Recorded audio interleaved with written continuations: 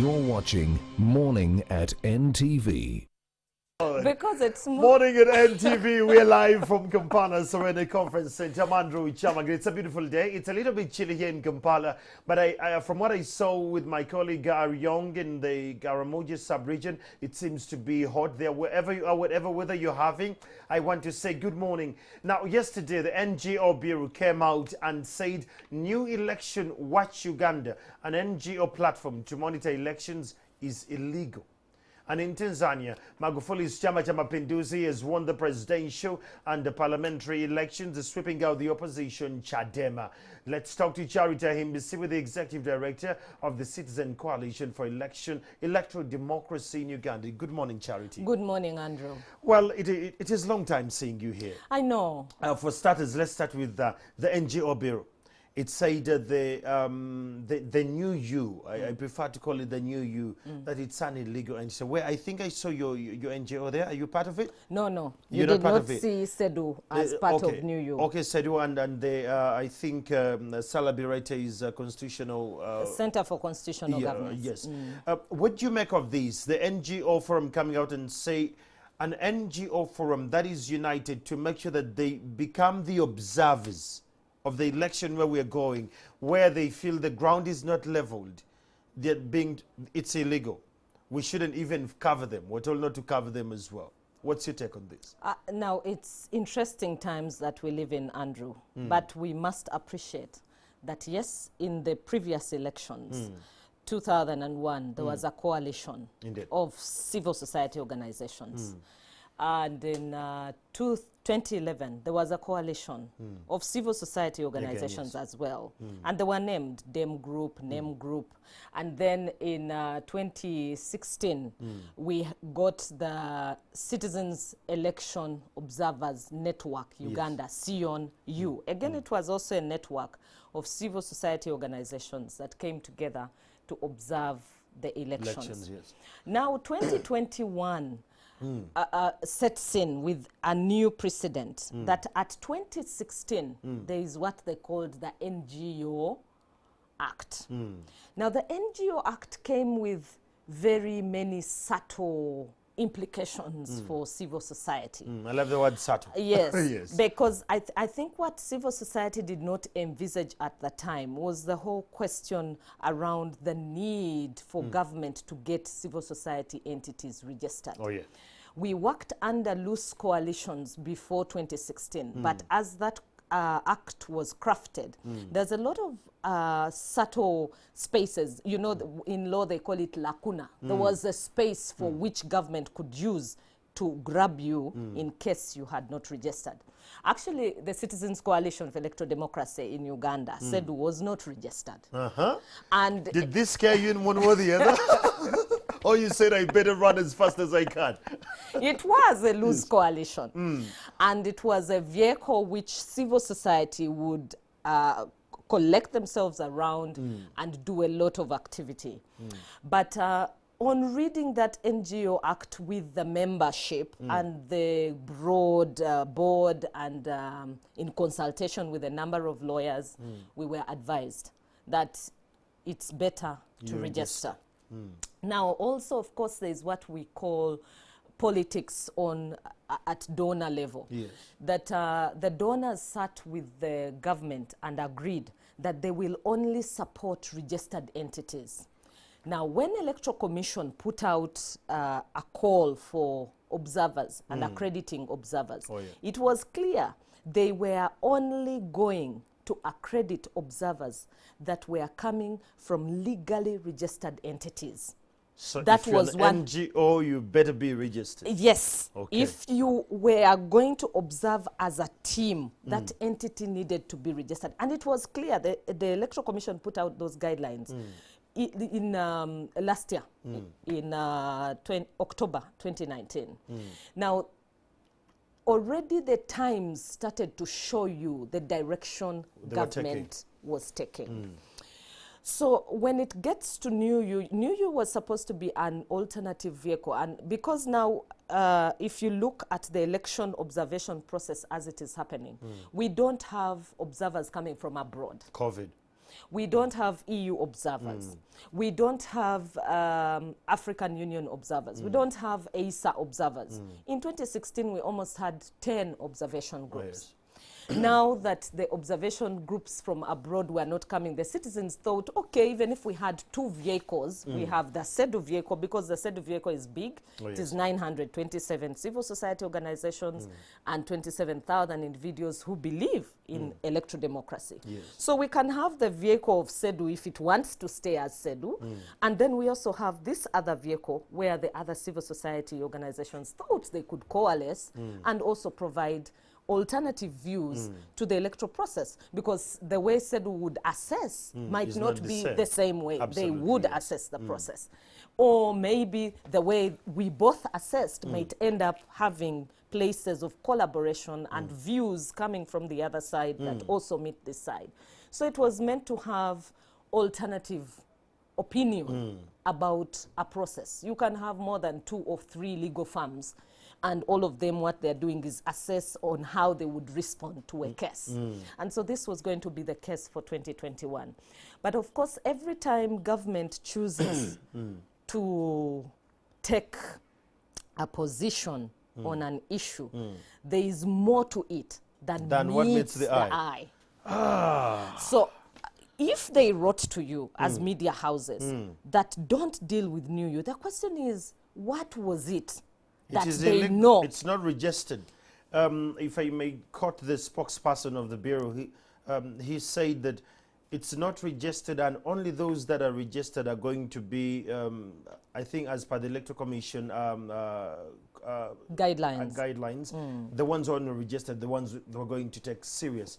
So they say the New You. Now I'm wondering, why did the NGOs under the New You go ahead and have all these things without registering it? Were they following the legal practice or what? The NGOs that coalesced around New You believed one thing. In the previous elections, NGOs had coalesced around coalitions. So they were coming from the place of, we've done it before. It was a precedent the following. So we can go ahead and do it again. They were not alive to the times. They forgot the catch 22. And also because if you look at the legalities of a non-registered entity, if I say something from a non-registered entity, there is no way government can pin me down. Because where do you sue me? There is no framework. I am out there. You have, because I am a loose coalition. And that's the strength civil society would use. It was their bargaining chip. So in other words, the space has been closed in. Government is taking more and steps more ahead of the more tight, space. And so civil society is continually being more and more reclined into one small box. So when these civil society organizations came together, they had believed it is a way of trying to push back. And they have not given up. Because they've said they are going to court. One. That is interesting. We have 1 month to get in elections. Yes, but they have said they are going to court. 2, they have also said, they released a statement yesterday. And in the statement, they explained, they read clauses of the Electoral Commission's Act and what the Electoral Commission is supposed to do. They read it. For them, they are convinced about that. But I will not go into the detail of what they are convinced about, because I am not part of the group. But the law is the law. And I cannot be a spokesperson for the group. It would be more like a monkey in a forest. So I choose not to be the monkey you're in the not going to forest. get there. But anyway, that is what happened yesterday, and I was like, oh Lord, here we are. 2021 is actually coming through. And still, yesterday we had Tanzania. There was an election. Is Tanzania a sign of what is coming in the region? Magufuli might win with a big percentage. What's your take on Tanzanian vote? Keep in note, there was no live coverage on TV. Like these things we do here, that NTV is live in every part of the country. We are voting, and we're live on YouTube. It was and we are nothing at the polling like that. station, I talked to one of the MPs who stood in Zanzibar, Shakul Ramadan. He said that I'm using VPN to talk to you, and I am not sure how long it's going to take the police to knock my door. What do you make of the Tanzanian You know, election? Andrew, and I am so glad that you raised these things yourself. Yes. Because it is important that we reflect on what is happening in the region and what is happening back home, and also what is happening in Africa as a globe. If you look at the Tanzanian election, actually the people who went onto Twitter and wished the Tanzanians a good election. A good election. Crispus Kahero was courteous enough to send me, the document. I was like, come on. So Crispy tweeted, Mungu awabariki. With that document, could they actually be bariked by God? It was a tight one. So I have to laugh about the Tanzanian election. It is really absurd that in Africa we continually see the space closing in, especially in terms of elections. Because there is no way we can talk about good leadership, we can talk about transition, we can talk about governance and growth in democracy if we continue to hold processes that are not credible, but rather rituals. It is not a good precedent that we set. What we saw in Tanzania, there was a lot of arbitrary arrests. True. The moment the process starts to have arbitrary arrests of civil society, of opposing presidential candidates, opposing voices, you begin to know the ground is not leveled.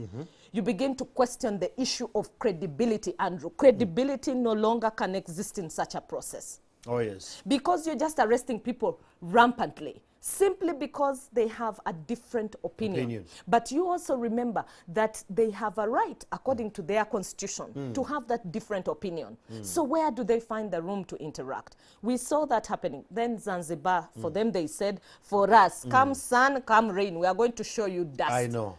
They deployed. It was so tight. Zanzibar was a clear, before my eyes, the pictures were very glaring. Yes. The ones I could get through my channels of Journalists Without Borders. We have our platforms. I know. And I was like, is this happening in Tanzania? Exactly. They said, this is what is happening in Tanzania. And it's very absurd that the media is not speaking about it. No, the media would not, because every media house that tried to speak was closed. There were those who were banned completely. You could not react. You could not say anything. Wananchi was blocked. I kept asking them, and they said, this is not the first time Magufuli blocks us. This, yes. He's blocked us before, so we better walk carefully. You understand that when you live in certain situations like those, you also have to conform to the times, yes. and find a way within which you live within the times. Because remaining hard-hitting on the other side would also not help you at all. So what we saw with the Tanzanian election actually was, I don't know how to describe it. I don't want to use the words I have used before, which got me into a problem. For lack of a better word. Yes, but I was just about to call it that. The thing is, if you do not have observers who can pronounce themselves on a process, then you're not growing a democracy. Then that is not an election, because the issues of transparency, accountability, inclusiveness, in broad daylight, those are issues of democracy. And you see, as much as we speak about the winner takes it all, the majority takes it all, those minority voices are not to be ignored. They might have something that will improve the democracy. Oh, yeah. Because in a democratic dispensation or a process, you should be able to have where were the issues, how do we improve the next process. But now how will Tanzania know where the issues were? We can't know. And how they could improve the process next time if they blocked a massive array of observers and they had only a small group of accredited ones from the government, moreover. It was not even pretense of saying, let's have some observers. Because there must be a bit of a pretense process if you're going to gain anything from there. And looking at Chama Cha Mapinduzi and the way they were hitting so hard Chadema, and on the African scale, what happens to elections? You just saw what happened in West Africa just this very week. And on Saturday, we have elections in Ivory Coast and how bad this is going to be. And we're having elections here, that is next year, as well as Kenya. what does this mean to the sitting governments when you look at all of them? Just last week, I saw William Ruto and the president, Uhuru Kenyatta, where the president came out straight and said, I think my vice president is going so early. He's flying too fast where we should be focusing on national interest issues. And it was only him who was in that hole that had an opinion that was divergent from the ones that was even booed. And when you go to Ivory Coast, the former president Gbagbo is here saying that if we don't handle this election well on Saturday, we're headed for disaster as well. All this that is going on now here back at home, we have opposition. They have been always saying they're not allowed to campaign. Radios are being shut down. People Power on Noop has cases in court in Mbali, and all this chaos going on. What do you make of it? Let's start with the African continent. The African Union has a platform where they allow African presidents to sit and reflect on processes within their countries. And this mechanism has what they also call the African peer review mechanism, which is supposed to have peers review each other on how their democratic dispensation is going. And we've not seen the African presidents utilize that space as much as they were supposed to utilize. And yes, you have mentioned the issues that we see in Ivory Coast and the different places, but we also see some bits of winds of change, like in the case of Malawi. But when the change comes, what ultimate gain do the African changes produce? Look at Burundi. What ultimate gain did it come with the people? At the immediate swearing in, there were certain things that the people were already feeling, hey, my God, constitution had to be changed. Where is the change here? There is no change. Look at Zimbabwe, when the military took over Zimbabwe, and the people first celebrated, oh my God, here we are done. Finally, God has remembered us. And all of a sudden, the military man became worse than Mugabe. Right now, the people inside Zimbabwe say, if the man would wake up, we would just put him back. The same applies to Libya. So the problem of Africa is the systems. That we need to build systems that can support our democratic dispensation. And that if we want to grow democracy within our African states, we must be able to respect what our friend Lukwago likes saying, the rule of law. The rule of and we need to respect that. So when we come back to Uganda and we look at the issues that are happening around our political parties, this and the election going forward, and them saying they are closed up, and hearing statements, reckless statements coming from the security personnel. We've seen the Minister of Security said, if you see those young people and they come against you and you're the police, use the force. You have the power, use the force.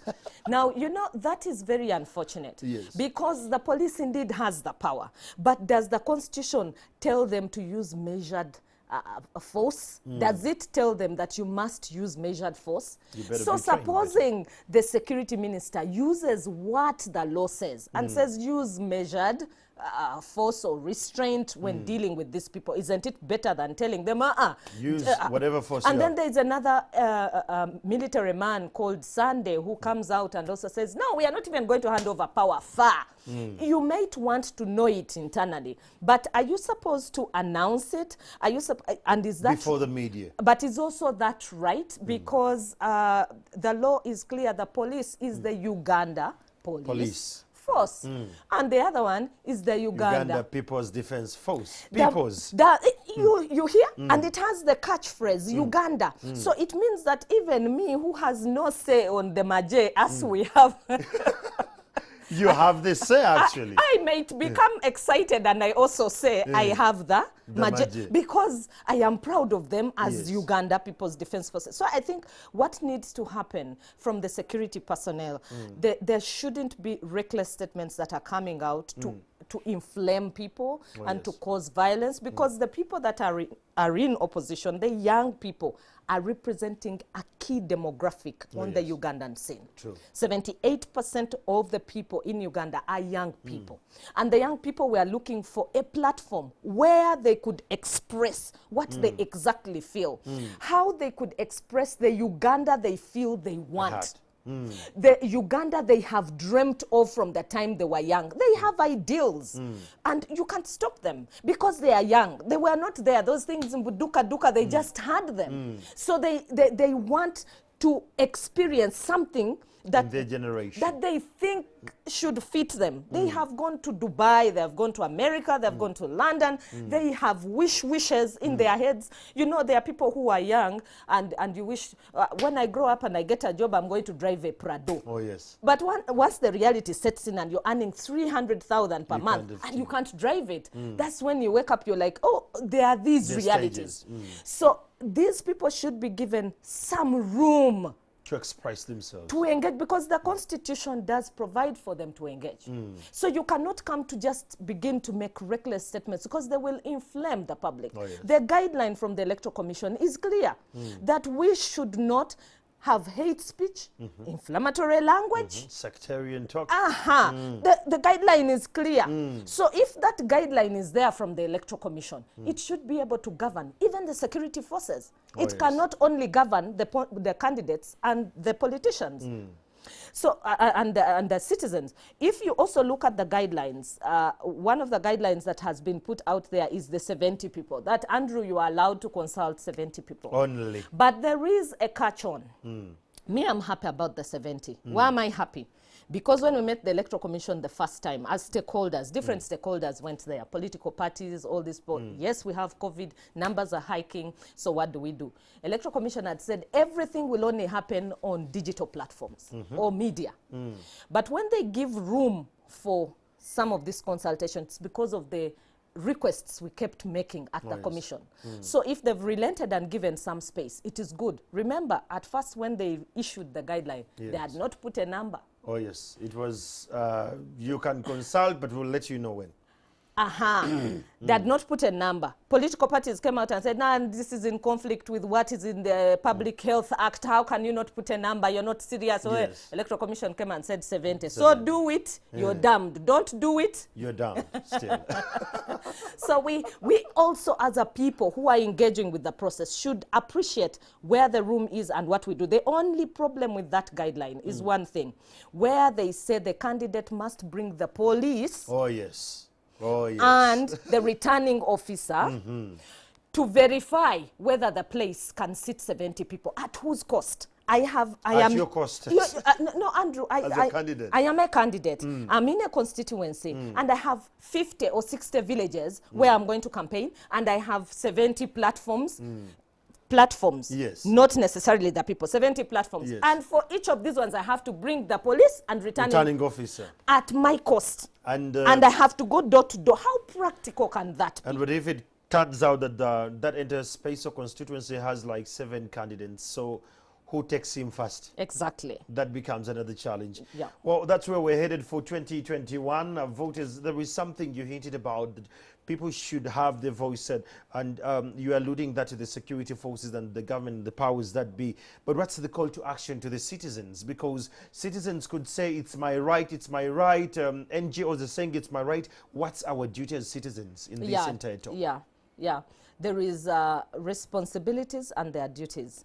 But you see, in an electoral process, what is most interesting about elections is Article 1, Clause 4. That constitution gives you power to decide, Andrew, how are you going to choose me if you don't know my manifesto, you don't know my ideas, you don't know what I stand for, you don't understand anything. Right now where we are, we have 2 months to an election. Yes. What hype do you feel around the election? You know, I do not blame the Electoral Commission, because for them, they already told us if we didn't have COVID, even tomorrow they would announce we are back to the normal. To the campaign trail. Yeah. But we don't have the fanfare we normally have around elections, the whole idea of having people debate about issues. Yes, the Interreligious Council is now saying they're going to organize presidential debates immediately after the nomination of the president. But how about our MPs? Because this parliament here is responsible for some of the issues that we've seen happening. Over time.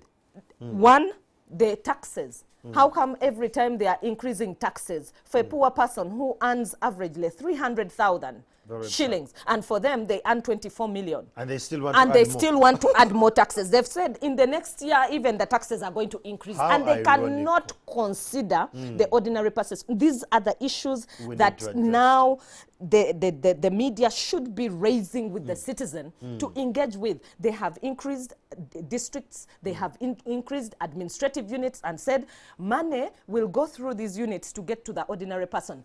Every time these units are increased, the money still doesn't reach the ordinary person. So who eats the money along this chain? From parliament through these administrative units to the local last person. What is it? Where is the problem? So the voter now needs to relate to these issues. Go to hospital and you ask for a scan, 600,000 just to do a scan. COVID. They told you 1.5 million to treat a COVID patient where at Case Clinic. Yes. And yesterday I was asking, is this true? Yes, it is. 1.5 million. And they said, and that is just without the medication, without...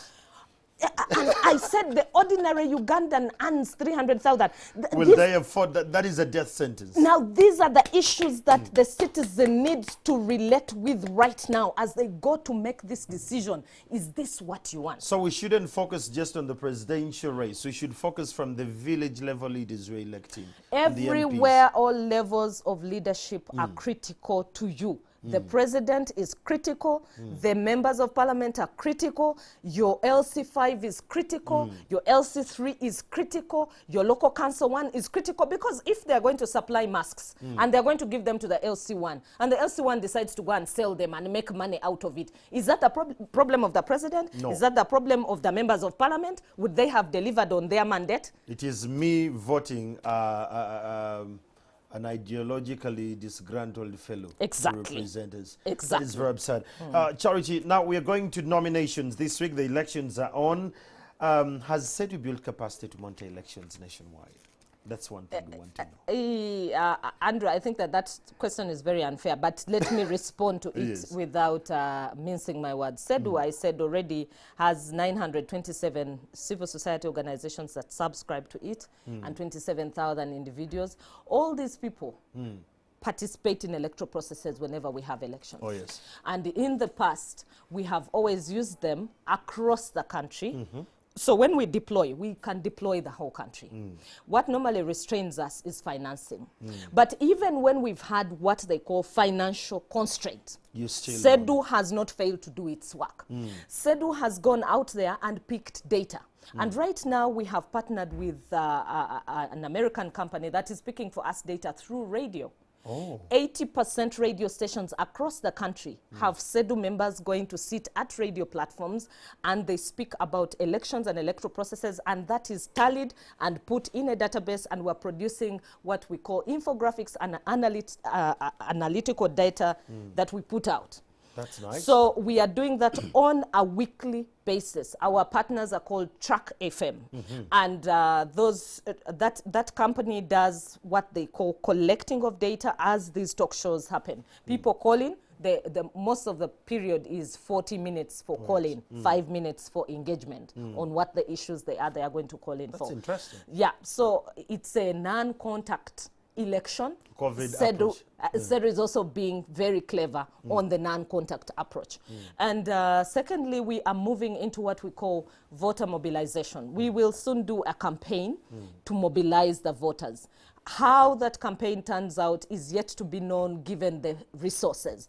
But whether the resources come as anticipated, CCEDU still has clever ways in which they have thought they will make the voter know, hey, we are in charge. Them guys will work on our terms. Our issues. Yes, so we want the voter to understand that this election is in their hands, and the determination of what happens thereafter is their choice. What do you make of the electorates when you look at them today? I'm sure you've done a lot of research before even COVID came through. Even with all these new approaches, I love the Track FM approach though.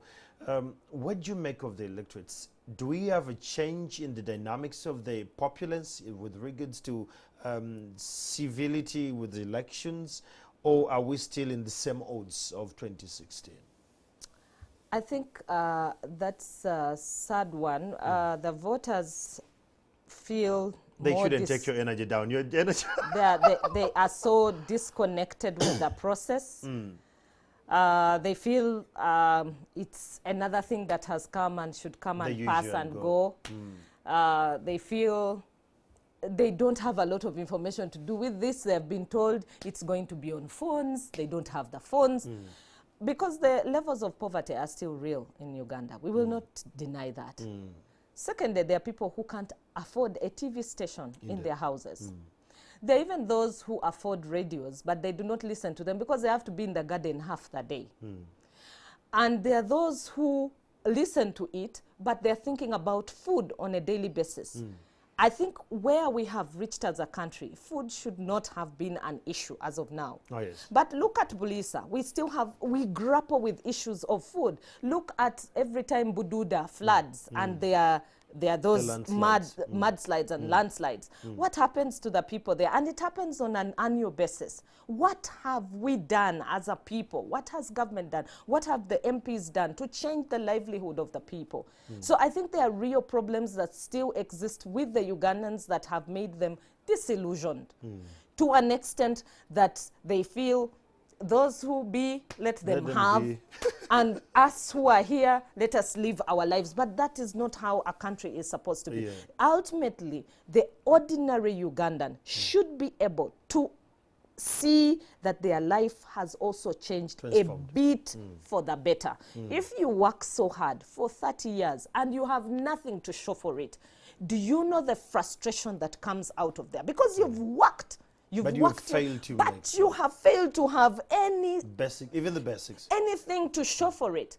So there must be a way in which this agriculture here, which they keep talking about every year, and they keep saying 80% of our people live on agriculture, and we are going to give out money, common. What do they call these people? This government program here, which they keep wealth creation. Wealth creation, operation wealth creation. You have a whole embassy there of operation wealth creation, money pumped there. You have a microfinance support center, and the money still doesn't get to the ordinary person. You just have a few people who coalesce around the microfinance support center, pick the money, put it in their pockets, forget about the ordinary Ugandan. These are the things that need to change to help the Ugandan appreciate that, okay, now, after 10 years of working so hard, picking a loan here and there, I have this to show for it. For example, you can see the people who do small businesses, SMEs in Kampala. Those ones have credible results that they show.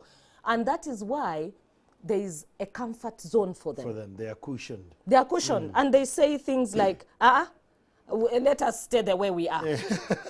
Because they have something to show for it. So can that trickle down to the last person, to the ordinary Ugandan? Wow. Well, that's a conversation we are having. That is Himbisibwe Charity from, of course, CCEDU. She has really given us a lot with regards to what needs to be done as we're heading for elections. Well, your duty is to vote and your right is to vote as well, but your duty comes for you demanding exactly what you need. But on the other side, one thing that came out really clear in her submission is that be very, very cognizant of who you're voting vis-a-vis your needs as a citizen. So don't just vote someone because of the money they're giving you or with what they're intimidating you with. Look at people who have issues that are going to address your needs. This is Morning at 10 TV. I'll take a break and I'll be back shortly. Keep it here.